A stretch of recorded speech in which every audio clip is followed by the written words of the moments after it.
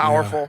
He's so vicious. Like his one-punch power at 135 is like nobody else's in the division. Like the way he starches people is crazy. Yeah, exactly. He gets so much torque and power into his punches, and he's so fast that he covers ground and his uppercuts, they're just devastating. Yeah, for sure. I think I can stop him. I'm much quicker than him. He's much stronger, much bigger, but we just gotta wait and see until we get in there and test the waters. Everyone laughed when Jake Paul said he could beat Gervonta Davis. But when Davis showed up looking like a heavyweight monster, the whole crowd went silent.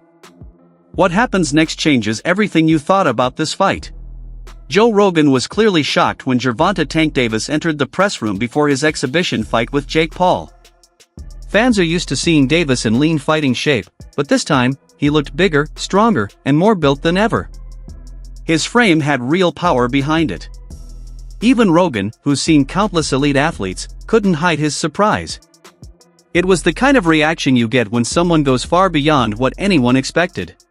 I'm a giant Gervonta fan. I think that guy is so unusual. Yeah. His style's so unusual, and his patience. The Leo Santa Cruz fight was really something for me, because Leo Santa Cruz is a technician, Mexican style, and the fight was very close before Tank stopped him. But he has that power that can end it. He finds these openings, he sees them, but he doesn't go after them right away. He waits for the right time. He's so patient. Like when you watch the early rounds of his fights, he probably has the lowest punch count in the early round. But he also knows he's got that nuclear option that if he can crack you, most likely he's going to take you out. He's got massive confidence in that. During the face-off, Davis seemed to hold himself back on purpose. Instead of showing off his muscles or trying to intimidate Jake, he kept a calm and relaxed posture. Sometimes, he even crossed his arms or angled his body to hide his size a little. It looked like he didn't want to show just how much he'd changed physically. But even with that careful stance, everyone could see Tank was built differently this time.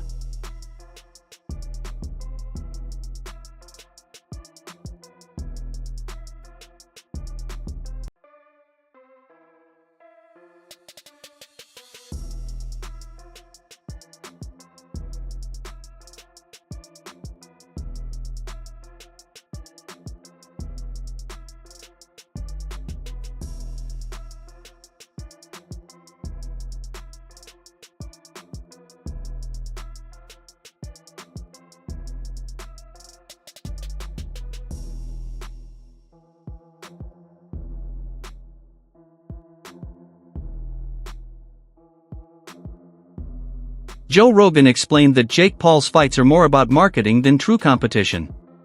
According to him, Jake picks fights that grab attention and make headlines rather than ones that test real boxing skills. Rogan said Jake is a smart promoter, he knows how to stay in the spotlight and keep people talking. The betting, drama, and hype are all part of the show. For Jake, boxing isn't just a sport, it's a business. That was Jake Paul promoting it. You know, it's just like, doesn't bother me. There's compromising the sport, and that's like bad. It's just like if I bet on it, watching it is hard. Watching it with people who are so in on it, and then also man, the sports betting apps, they introduced like chat apps in them in Australia, so it's like they're trying to take the place of social media companies where you go together and you meet your friends. Like betting should be exciting enough without having a weird. They're just trying to draw you in. Thing. They're just trying to make money, right? So they're trying to draw you in any way they can. Yeah. Davis usually fights at around 135 pounds, while Jake Paul normally competes near the 190 to 200 pound range. For this special exhibition, both sides agreed to meet at a catch weight of 195 pounds, a decision that shocked many fans. It was only confirmed after days of debate and negotiation, showing just how unusual this matchup really is. We were yelling so much about him fighting fight somebody your size. His next opponent is, by far, the most credentialed guy ever fought actively in his prime. There's one problem. He fights at 135 pounds. He fights at 135 pounds. Because of the massive weight difference, this fight doesn't follow normal boxing rules. Both fighters will wear 12-ounce gloves heavier than the ones Davis normally uses. This may sound small, but it changes how punches land, how fast fighters can move, and how hard hits feel. It's one of the reasons people are calling this fight risky but exciting. The Jake Paul versus Tank fight is getting really weird. Gervonta looks scared for his life because the rules are out. They're crazy. Oh, so everyone thought that the fight was at 190. Instead it's at 195, and this weight difference is scaring the life out of Little Tank. Over 10 3-minute rounds. I said it was 190. The next dispute comes with the gloves. Little Tank is used to fighting in 8-ounce gloves. Baby glove. This fight will be in 12. Hands might be too small.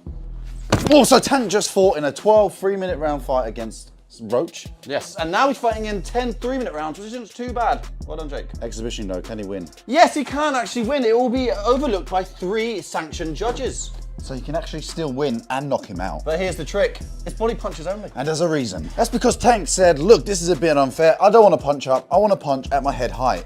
Where does it fall? At Jake Paul's belly. Oof. So apparently we've heard there's no knockdown rules, but aside from that, it's a pretty well-rounded fight. Oh yeah, and there's some drug testing involved. But Jake Paul for the win. Davis's longtime trainer, Calvin Ford, spoke openly about his concern. He said heavier gloves make the fight safer but also change the rhythm of how Davis boxes. It affects defense, timing, and even how punches connect. Ford made it clear that this is new territory for Tank and everyone is watching to see how he adapts to the bigger gloves and heavier weight. My only concern is, the gloves. You understand what I'm saying? Because we don't fight in 12-ounce gloves. We don't use 12-ounce gloves. That's training gloves, you know what I'm saying? I'm like, that's 2 pounds away from Jake. He fights in 10s. Tank fighting 8s, so he losing 4 ounces. So my thing is, I said, they said, put Tank in 8s, put him in 10s. That makes the fight more interesting, you know what I'm saying? And we'll go from there because I understand. And I brought that question up to one of his handlers. They was, no, we don't want to do no mismatch. It's supposed to be an expedition. What, now y'all want the wins and the loss. You know what I'm saying? All these prescriptions, but you want to be great. Being great is really pushing the envelope. You know what I'm saying? Tank don't really care, So when I brought this up, he said, dang, facts. You know what I'm saying? So, again, he can weigh the 10s and we weigh the 8s. Then we got to fight. Legendary trainer Teddy Atlas also reacted to the face-off and couldn't believe the size difference. He joked that Tank Davis looked so small next to Jake Paul, he'd need a ladder to hit Jake's chin. Atlas said that while boxing often includes fights between different styles, this size gap is on another level. He warned that no matter how skilled Davis is, physics might be against him this time. Right? They should also have like the size of the ring, the size of the glove, all that stuff. Particulars should be in the contract. But I would probably look for one thing that is not the common thing to have in a contract if I'm Tank. A ladder. A ladder. Can I get a ladder? Somebody? You know what I mean? Hey, look, if he hits him on the chin the way he can punch, Jake might be doing a dance. You know what I mean? Not voluntarily either. But we'll get into that more later. The thing that I'm talking about right here is what you said. It was stark. The size difference was really, you couldn't ignore it. We understand the talent difference, the experience difference. We understand all of that. But the size, the pure, and we understand small guys can beat big guys. We just saw Crawford do it to Canelo, but a little different. The size difference was, it was eye-catching, jaw-dropping, and it made me think. And I'm gonna ask Richie, our man here who's doing all the taping, who does such a marvelous job.